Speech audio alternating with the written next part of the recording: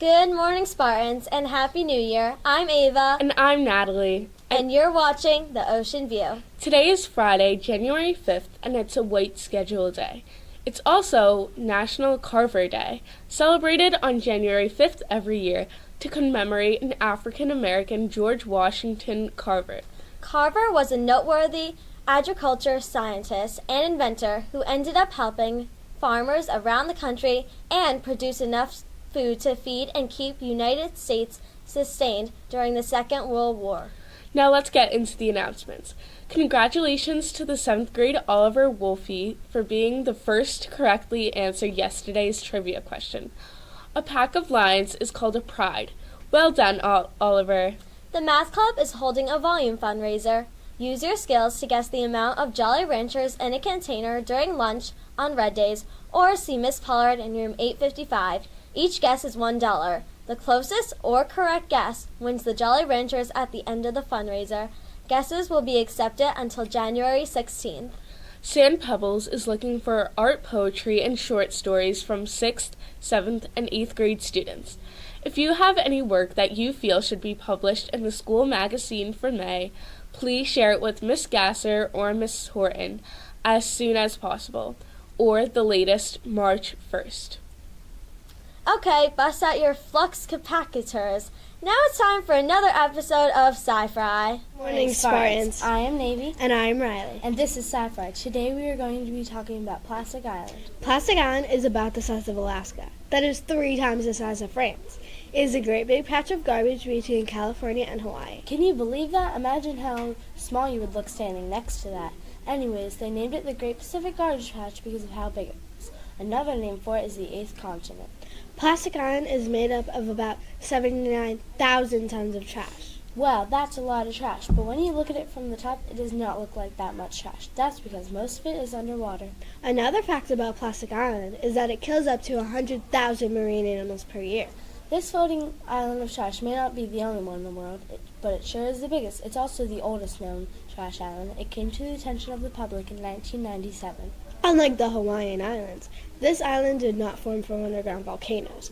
Instead, this trash island is the result of human irresponsibility. In 1 year, the average person throws out around 1,642 pounds of trash. Some of that trash makes its way to the ocean. Speaking of trash, the average family throws out around 18 pounds of trash a day. Maybe we should think twice about using plastic bottles, because there will soon be an 8th continent. Well, thanks for watching, Spartans. Bye. Wow, that's really concerning. We should all do our part to take care of our planet, because we've only got one. Okay, now let's head it over to very versatile Veronica for some sports. The esports team suffered a tough loss against the West Essex High School, but all fought hard. The Battle of the Books is underway with the Fat Rats and the Icons from Miss Hart's class, surging into the lead for the first round. In pro sports, this is the last week for regular season in the NFL. For Giants and Jets fans, you can officially put out your misery after the final whistle blows this weekend.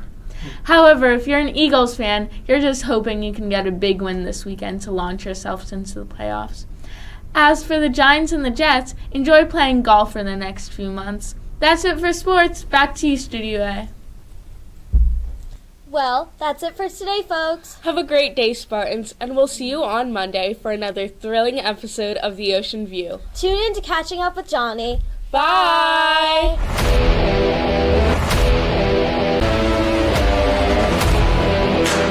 Today I'm here with Mr. Hoyle. and we're going to ask him some questions about cross country. So Mr. Hoyle, what made you to start coaching cross country? So why did I get into cross country? Yeah. It's a sport that most people don't do because it's too hard. And a lot of kids don't fit in with their other sports. Either they're not the best on their team, right? Or they feel like they're not good at a certain sport. And cross country is a sport for those kids who aren't sure where they fit. They come and run and they realize they can run well and they can win races and they can be champions in a different sport than what everybody else is doing. Yeah. So when your team is losing meets, what do you tell them to get motivated? Well, I told you before, we don't lose too much, right? Yeah. But when we have a tough time, right, most of our athletes, because of their training, right, they know what they're capable of. So a lot of times they run their races and their race pace, so they can get back in the race because they know what they're capable of, right? They don't give up. They move their hands faster. They pick their knees up, and they just focus on the person in front of them. That's great. What's your favorite activity to run at for you kids to run at cross country that they think is torture? That they think is torture? Yeah. I think most of the kids like to do Indian runs, right? But most kids don't like to have to do a race pace and practice for the whole course, because in middle school that's 1.5 miles, right? So 1.5 miles is tough, and when we ask them to do a race pace, they have to run it fast. So I would say the race, the 1.5 miles in practice would probably be the toughest thing for most kids. Yeah. All right, that's it for today.